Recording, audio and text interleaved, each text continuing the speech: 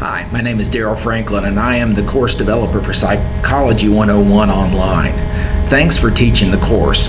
I know that you're passionate about student success, and I look forward to hearing your thoughts as we move forward together towards that goal. There are lots of changes in the Psych 101 course, and this is an outline of some of those changes along with the rationale for those changes. There are three types of changes in the course. The first two changes I will address briefly, and the last type of changes, which are the changes that I initiated in the course, I'm going to do in much more detail and give a little bit of the rationale for some of those major changes. The first type of change is to the look of the course. For example, replacing the Start Here button with the Course Information button and changing how the buttons look. All of these changes were from central office, and they're going to be applied to all online courses at some point to be more in line with modern web design practices. The second type of change is to the course outline of record. You will notice that chapters 3, 4, and 9 are not in the course. This is because these areas were removed from the COR by the curriculum committee and approved by the regional academic officers. This was a change that created a need to change the pacing and structure of the course in response. The third type of changes were to the student side of the course to meet changing student needs in online environments. These I will go into detail in this rationale. I did extensive research on student retention, completion, and success in online courses in recent peer-reviewed journals. I also looked extensively into the data set about student completion and failure rates in this course in response to concerns by the curriculum committee. Student scores on midterms and finals were poor compared to their other work in the course. Student grades in the course were poor when compared to their Ivy Tech GPAs. Student failure withdrawal rates in this course were higher than the national average for the course and higher than the Ivy Tech average for online courses. Course design is like an iceberg. What you see in Blackboard is above the water. There is an entire structure below the waterline that is very complex and is not visible.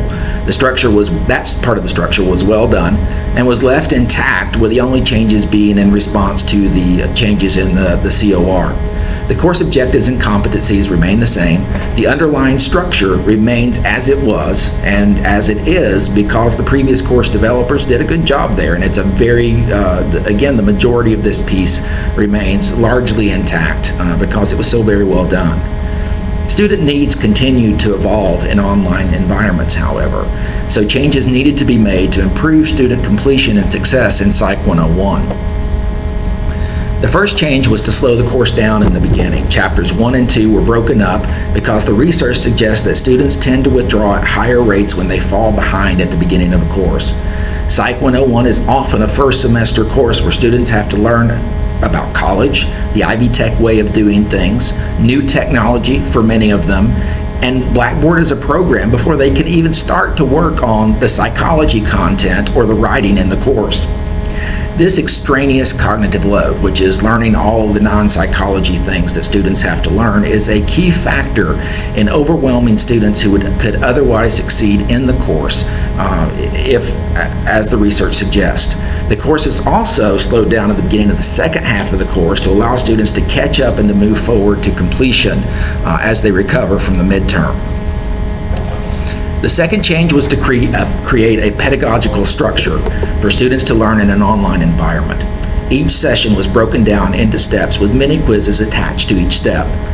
Research suggests that rates of reading go up when assessment is directly tied to the reading.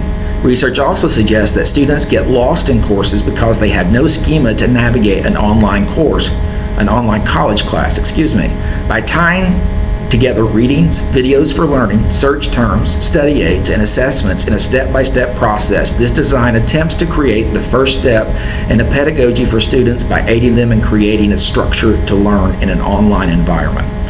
The third change was in adding non-proctored tests to the course. The midterm and the final exam are recall-based tests. The research clearly indicates that test and feedback, along with retesting, is key to improving recall for exams.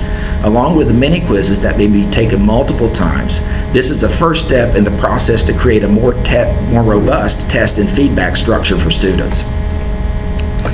The fourth change was in simplifying the discussion board structure. I will admit that we lost some very good discussions in the process, but the number one complaint for online students in the research was complex discussion board processes that did not directly help them learn the course objectives and content areas.